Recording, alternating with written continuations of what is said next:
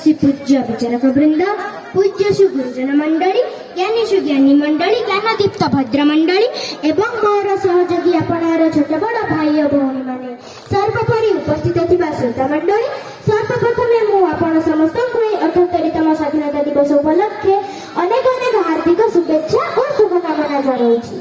आबंध बंधन मुक्त कर स्वाधीनतार मोह चकाइथिबा समस्त स्वाधीनता संग्रामी और समस्त संग्रामी को मोर हृदय भक्तिभूत विनम्र श्रद्धांजलि ज्ञापन करुछि। आज समस्त पवित्र तिरंगा पताका तले काहेकि एकत्रित होइछे तापरे समस्त को गुणा अधिके जणाथिबो।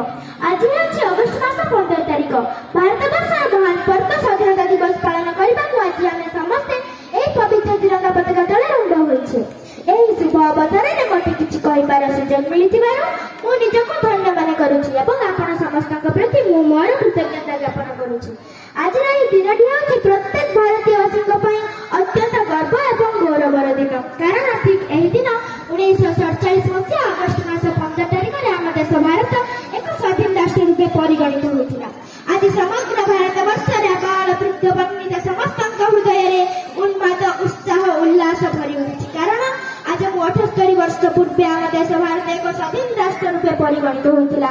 दीर्घ 2 शताधिक वर्ष ब्रिटिश सरकार आम देश को शासन कर आम देशर उपनिषदवाद को प्रतिष्ठा कर आम देशर लोक मान गीत दास परी खटाऊले और आम देशर लोक मान पशु परी व्यवहार करते। आम देशर मूल्यवान जिनस देश को बही नौले।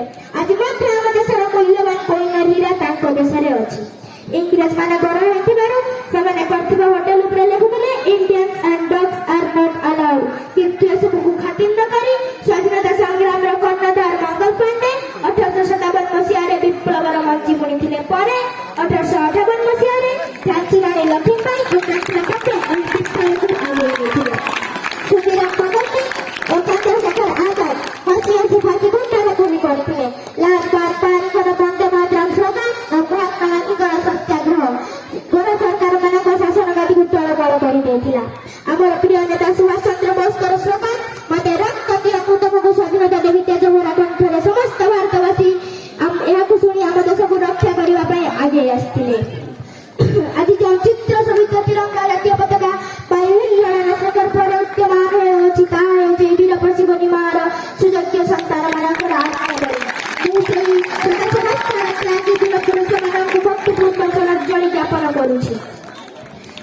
सेवा त्याग वीरत्व जो आमकी आम देश पराधीनता निगड़ छिन्न कर स्वाधीनतार प्रथम आस्वादन लाभ कर 1947 मसीहा अगस्त मास 15 तारिख ठार अद्यावधि आम मैंने केते दूर अग्रगति करिछु और आम प्रगति रे की त्रुटिमान रहिछि सेही चिंता आम मानक मन रे स्वाधीनता दिवस सृष्टि करि थाए। आम देश रे सब स्तर रे एबे लांच मिछ प्रिय प्रीति परिदर्शन आदि दुर्नीति जनित विशृंखला फल रे आज आम देश कलुषित हेबाकू बसिलानी। नीति और आदर्श अभाव हेतु युव समाज और तरुण मंडली शिष्टाचार शून्य हो पड़ी। तेणु आज मु और समस्त भारतवासी एही जातीय पताका तले शपथ नेबा आम देश को सुंदर भाव में गढ़ी तोलिबा आम देश को सुंदर भाव में गढ़ी तोलिबा। यूनियन इज स्ट्रेंथ अर्थात एक काहे बल एकता जे एक महाशक्ति ता समस्त भारतवासी हृदयंगम करी एकताबद्ध होई चलिबा। सब फूल धड़ा हेले जेपरि बगीचा सुंदर दिसि न थाए सेहीपरि सब धर्म संस्कृति भाषा को सम्मान दे आमे आम देश को सुंदर भाव में गढ़ी तोलिबा। राष्ट्रपितार गौरव और कर्तव्य को रक्षा करवा आम देशर स्वाधीनता और अखंडता को रक्षा करवा एतिक ही विनम्रता पूर्वक मु मोर बाणी कठारे लड़ाई।